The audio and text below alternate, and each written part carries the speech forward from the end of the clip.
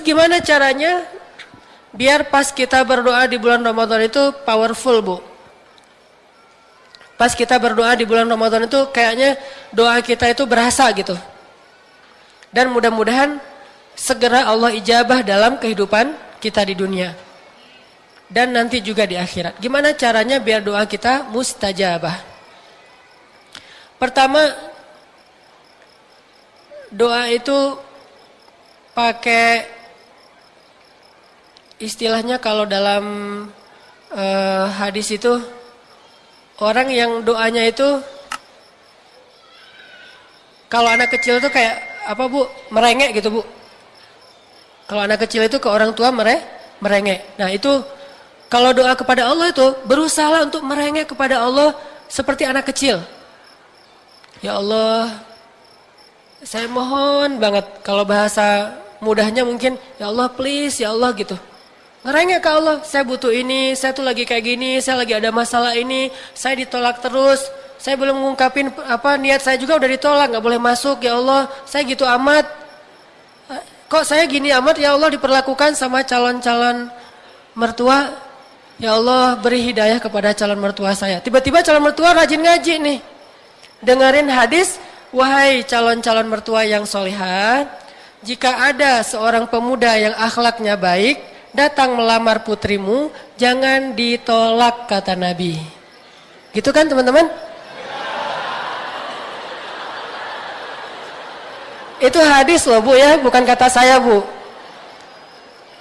Saya udah menunaikan janji ya, jadi bulan Ramadan gak ada janji. Ini barakallah luar biasa nih. Kata Nabi, kalau ada seorang pemuda yang baik akhlaknya datang melamar putri kalian karena Allah, maka janganlah kalian menolaknya.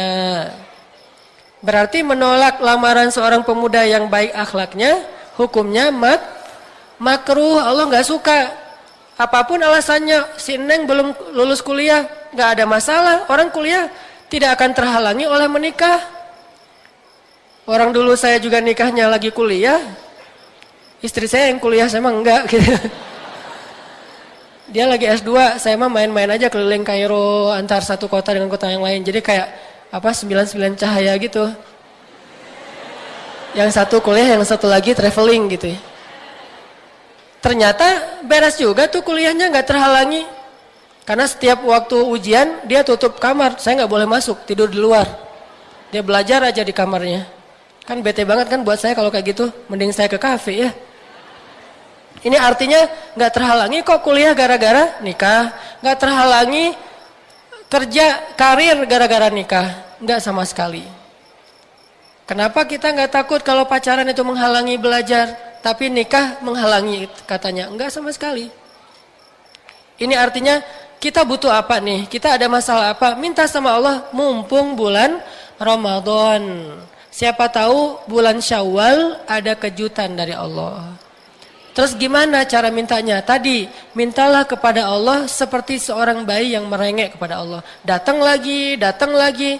Seolah-olah kalaupun Allah bilang enggak, kita tetap datang. Seolah-olah tuh kayak gitu tuh. Saking agak-agak ngeyel gitu ya. Allah bilang enggak deh. Allah please dong. Enggak, please Allah. Enggak, please. Gitu tuh datang ke Allah. Tapi kan Allah enggak mungkin bilang enggak kan ya. Jadi kalau Allah bilang enggak aja kita datang melulu, gimana kalau Allah enggak pernah bilang enggak? Masa kita malas datang? Seolah-olah Allah bilang enggak aja kita datang lagi, datang lagi, datang lagi. Tapi kenyataannya Allah tuh enggak pernah bilang enggak, pasti bilang iya. Iya, ya Allah please, kan iya. Iya ya Allah, mohon ya. Iya gitu kalau kita mah. Itu mah kita ya, Allah senang banget. Makin kita datang, makin Allah, iya. Makin kita datang, iya hambaku. Makin kita datang, oh iya wahai kekasihku. Terus saja, makin kita datang, makin Allah sayang sama kita. Nggak bete sama sekali. Orang tua aja kalau direngekin anaknya kadang-kadang bete juga ya. Akhirnya, misalnya dikasih ke pembantu gitu. Bi, ini anaknya bawa nih, dibawa aja. Kenapa? Orang tuanya bete. Karena anaknya merengek terus. Tapi kalau Allah nggak kayak gitu, sebaliknya. Makin kita merengek kepada Allah, makin Allah tuh sayang sama kita. Makanya doa itu disebut ibadah, sehingga siapa yang banyak berdoa, seperti orang yang banyak beribadah. Ibu-ibu tahu nggak Nabi yang paling sering berdoa? Masalah dikit aja berdoa selain Nabi Muhammad siapa? Nabi Abraham. Bahasa Ibraninya, bahasa Arabnya Ibrahim. Kata Allah, inna Ibrahim la'awwahun halim. Nabi yang sangat awwah. Awwah itu agak-agak mirip dengan bahasa kita ya, awwah. Tapi beda artinya awwah sama awwah. Kalau awwah kan enggak, kalau awwah ya banget. Sebaliknya. Awwahun dalam bahasa Arab artinya da'a. Da'a artinya banyak berdoa. Inna Ibrahim awwahun. Orang yang sangat da'a. Orang yang sangat banyak berdoa. Rajin banget berdoa. Dikit-dikit ya Allah. Sedikit-sedikit ya Allah. Ya Allah. Makanya Allah sayang banget sama Ibrahim. Karena Ibrahim itu da'a, suka berdoa. Gitu juga Nabi. Sampai Nabi bilang apa? Mintalah kepada Allah walaupun cuma sekedar garam. Nggak ada garam di rumah, minta sama Allah. Harga cengek naik, minta sama Allah. Tiba-tiba turun ya. Kenapa tiba-tiba turun? Sekehendak Allah, suka-suka Allah. Harga BBM naik, minta sama Allah. Sesimpel apapun. Kita kayak kehilangan sesuatu tuh. Kayak kehilangan bros gitu kan. Kan kita punya banyak bros. Tapi biasanya kayak OOTD kan. Ada bros khusus sesuai dengan baju. Kalau bajunya hitam, brosnya pakai yang black on black gitulah.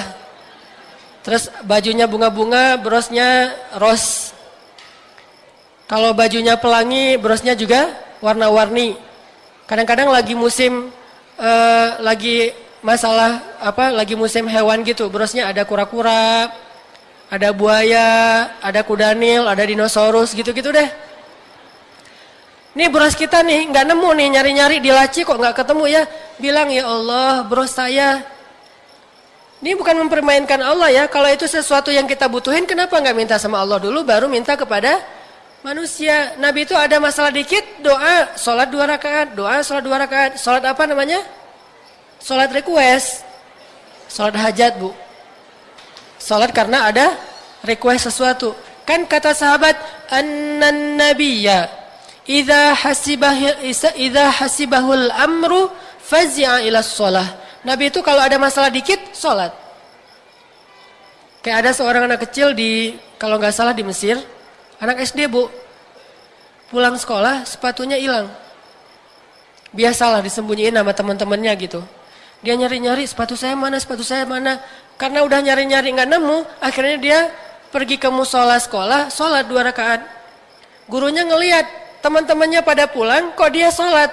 Ditanya sama gurunya, Dek, kenapa kamu masih di sini nggak pulang? Belum dijemput ya? Enggak, rumah saya dekat. Terus kenapa nggak pulang? Saya sholat dulu. Sholat apa? Saya minta sama Allah sepatu saya nggak ketemu. Sepatunya nggak ketemu, mintanya kepada Allah.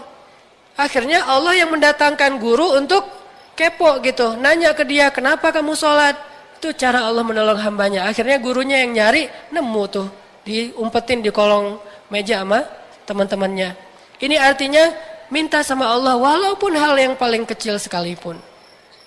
Apalagi hal-hal yang besar, musibah-musibah besar dalam kehidupan kita. Jadi pertama kalau mau doanya diijabah, merengeklah sama Allah kayak Nabi Zakaria di awal surat Maryam. Allah, rambut saya udah beruban, tulang saya udah lemah, istri saya juga mandul, saya belum punya anak, usia kita udah tua berdua. Tapi beri saya anak ya Allah, 1 aja. Kalau bisa sih walaupun 1, yang keren ya Allah. Keren di sini artinya yang lembut, yang soleh, yang pintar, yang berbakti, yang akhlaknya mulia, yang terpilih, yang istimewa. Wah, kriterianya banyak banget. Akhirnya kata Allah, ya Zakaria, wahai Zakaria. Setelah Nabi Zakaria merengek terus, ya Zakaria, inna nubashiruka bighulam. Berbahagialah wahai Zakaria, kamu akan punya anak laki-laki. Ismuhu Yahya, namanya adalah Yahya. Siapa yang ngasih nama anak Zakaria? Allah. Kalau kita nyari namanya di Google, googling dulu nih. Nama yang bagus apa keluar, nama-nama Islami gitu ya. Walaupun kadang-kadang aneh-aneh juga tuh. Nama tapi kalimat. Dalam bahasa Arab itu nama yang nama, kalimat ya kalimat. Ada juga di kita nama kalimat. Kayak saya pernah cerita, nama bahasa Indonesianya bagus, pas di Arabin jadi agak-agak unik. Bahasa Sundanya Cecep. Kan bagus kan ya? Cecep artinya apa? Kasep. Kalau bahasa Arabnya Wasim. Terus jadi bahasa Inggris. Bahasa Inggrisnya apa Wasim teh? Nah, itu bahasa Arab tuh. Wasim, bahasa Sundanya Cecep. Pas pergi ke Mesir, tanya Ismake, nama kamu siapa? Cecep. Zaibaro, gimana cara baca Cecep dalam bahasa Arab? Tidak ada huruf C. Ya udah pakai shin aja, ship. Dan dalam bahasa Mesir, ship itu artinya sendal jepit. Padahal di kita mah udah bagus, sampai di sana berubah gitu artinya. Sedangkan Yahya namanya tuh dari Allah langsung loh Bu. Jadi kalau ibu-ibu punya cucu atau anak laki-laki, salah satu nama terbaik itu adalah Yahya, itu nama dari langit. Makanya saya tuh dari dulu tuh pengen banget punya anak laki-laki dan mau saya kasih nama Yahya. Alhamdulillah Allah kasih, langsung saya kasih nama Yahya. Ditambah ujungnya Ayyash. Karena salah satu mujahid Palestina idola saya itu adalah Yahya Ayyash. Dan Yahya dan Ayyash itu artinya sama sih. Kalau untuk cewek Aisyah, kalau untuk laki-laki Ayyash. Itu sama artinya. Ismuhu Yahya lam naj'al lahu min qablu samiyya. Enggak ada anak seperti itu selama ini. Yahya banget tuh. Satu, merengek kayak Nabi Zakaria. Ya Allah, ya Allah, ya Allah. Terus saja gitu. Seandainya Allah, walaupun enggak mungkin ya. Seandainya kurang lebih. Atau kayak seolah-olah Allah bilang enggak, tetap minta. Pasti Allah kasih. Yang kedua, biar doa kita tuh diijabah, terutama doa tentang kebaikan-kebaikan, bukan tentang pertolongan dalam musibah ya, tentang suatu kebaikan. Khususnya doa orang tua untuk anak nih. Kalau pengen doa kita untuk anak kita diijabah, doalah dengan ghibtoh. Pernah dengar nggak Bu ghibtoh? Ghibtoh itu artinya cemburu. Jadi kalau misalnya ibu-ibu cemburu kepada orang yang solih, cemburunya tuh cemburu berat, pengen banget punya anak kayak dia, itu namanya ghibtoh. Berdoalah, ya Allah, saya pengen punya anak kayak orang itu tuh yang solih, Allah kasih tuh. Itu salah satu rahasia doanya diijabah. Dan itu terbukti kepada Zakaria juga. Zakaria itu ngeghibtohin Maryam. Kan yang ngasih pemeliharaan kepada Maryam di Masjid Al-Aqsa kan Zakaria. Suatu hari Zakaria bawa makanan ke dalam mihrab Maryam. Maryamnya udah punya banyak makanan, seger lagi tuh buah-buahannya. Zakaria nanya, "Anna laki hadza ya Maryam?" Kamu dapat dari mana makanan ini wahai Maryam? Kata Maryam, "Huwa min indillah." Allah yang ngasih, langsung turun dari surga loh. Itu makanan yang dimakan sama Maryam datangnya dari surga. Sehingga waktu itu hunalika da'a Zakaria rabbah. Saat itu Zakaria itu semakin cemburu sama Maryam. Sehingga Zakaria berdoa saat itu juga, ya Allah, pengen banget punya anak kayak gini tapi yang laki-laki. Dikasihlah Yahya. Itu namanya ghibtoh. Dalam bahasa hadis, la hasada illa fitnatain. Gak boleh kita cemburu kecuali kepada dua orang. Salah satunya ulama, yang kedua orang yang dermawan, bukan orang kaya. Gak perlu cemburu ke orang kaya, cemburunya ke orang dermawan. Dan saya ngerasa, saya tuh jadi kayak gini nih, hasil ghibtoh ibu saya. Saya sering cerita tuh, dulu ketika ibu saya mengandung saya sekitar 7 bulan, di Aceh itu ada musabaqah tingkat nasional. Tahun 81 gitu. Duh, ketahuan usianya Salah ngomong. Tahun 81. Tapi saya masih usia penduduk surga, Bu. Ibu tahu penduduk surga usianya berapa? 30 sampai 40. Jadi yang belum 30, belum nih. Yang udah lewat 40, enggak deh. Pokoknya penduduk surga itu usianya antara 30 sampai 40. By the way, ini mah gimmick doang, intermezzo. Nah, tahun 81 itu ada musabaqah tingkat nasional di Aceh. Pas penutupan kan pengumuman gitu. Juara 1 musabaqah cabang tilawah tingkat anak-anak. Jatuh kepada Yanis Yahya, anak Aceh, usia 12 tahun, suaranya bagus, ngajinya enak, juara 1. Pas penutupan, closing, dia disuruh tampil lagi sebagai penampilan penutup. Ibu saya dengerin dia ngaji, ibu saya nangis, terharu sambil ngusap-ngusap kandungannya. Ibu saya bilang, ya Allah, jadikanlah anak di dalam kandungan saya itu kayak gitu tuh. 12 tahun kemudian, saya juara musabaqah tingkat nasional, bagian tilawah tingkat anak-anak di Pekanbaru. Persis 12 tahun. Ibu saya bilang, nih doa saya 12 tahun yang lalu ketika musabaqah di Aceh. Coba lihat, ajaibnya ghibtoh. Sekarang kita nggak ghibtohin siapa? Kalau nggak punya siapa-siapa untuk kita ghibtohin, kita idolain, kita cemburuin, maka kita nggak punya sampel buat jadiin anak kita kayak orang itu gitu. Harus ada yang dighibtohin. Kalau bisa jangan tanggung-tanggung. Saya ngebayangin aja ya, kalau ibu saya dulu ngeghibtohin Imam Bukhari, kayaknya saya udah hafal 300.000 hadis loh Bu. Sadhana Nataki hafal 300.000 hadis. Kenapa? Yang dighibtohin Bukhari. Yang dighibtohin itu Imam Ahmad, menghafal 1.000.000 hadis. Ini karena nggak menghibtohin Imam Ahmad, hafalnya innamal a'malu binniyah dari dulu juga. Makanya harus ghibtoh, doa yang paling keren itu biar cepat diijabah. Kita harus cari satu tokoh, satu orang solih, kalau bisa lebih. Dan kita itu bukan cuma basa-basi, benar-benar cemburu banget sama orang itu. Kayak saya tuh cemburu banget sama Yahya, Nabi Yahya. Makanya saya pengen banget punya anak laki-laki terus dikasih nama Yahya. Itu ghibtoh banget, Allah kasih tuh anak laki-laki. Pengen lembut kayak Nabi Yahya, ternyata lembut. Yang saya lihat sekarang mah anaknya paling lembut, lebih lembut dari kakak-kakaknya. Kalau dimarahin dikit, sayang, minta disayang. Gak mau dimarahin, lembut banget. Ini artinya ghibtoh dari orang tua. Mau punya anak soleh, cari dulu orang soleh untuk kita cemburuin. Kalau bisa sih jangan yang tanggung-tanggung ya. Ini bukan saya kegeeran, bukan apa-apa. Karena ada orang yang kayak doa gitu, ya Allah saya pengen banget punya anak kayak Ustaz Hanan. Jangan, tanggung banget. Tanggung banget lah, jangan saya mah masih suka main. Kerjanya main aja, lihat aja di Instagram saya. Ibu-ibu belum follow.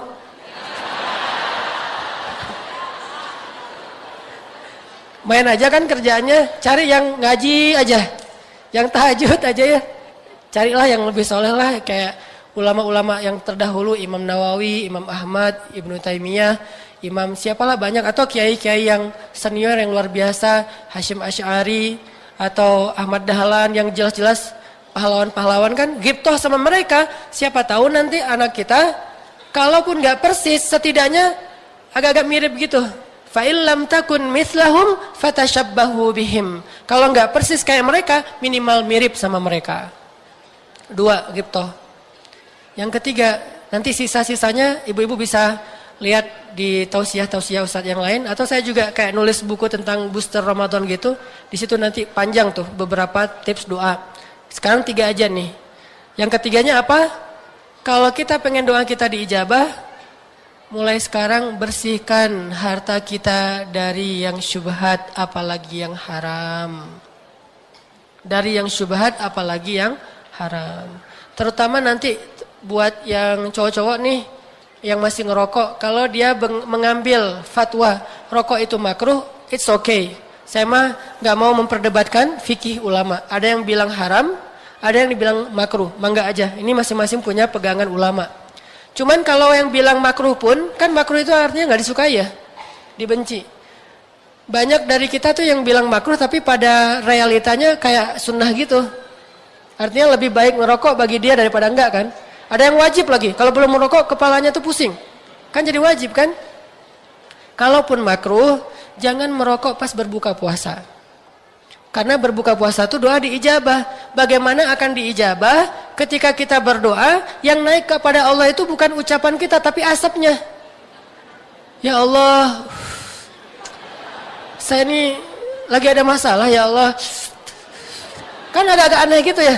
Jadi simpan aja deh, rokoknya nanti habis tarawih deh. Boleh mangga aja kalau yang berfatwa makruh, tapi rokoknya habis tarawih. Jangan pas lagi ijabah doa itu ngerokok tuh nggak pas banget tuh. Nggak kombinasinya tuh nggak masuk gitu. Antara doa yang Allah sukai dengan rokok yang Allah tidak sukai. Kan rokok itu makruh berarti. Makruh itu nggak disukai. Lebih baik ngerokoknya nanti aja. Pas habis taraweh. Pulang taraweh kan udah ngantuk. Tidur nggak jadi ngerokok. Nanti aja pas sahur. Sahurnya mepet banget dengan azan. Udah makan dulu sama minum. Udah azan nggak jadi ngerokok juga. Akhirnya bulan Ramadan.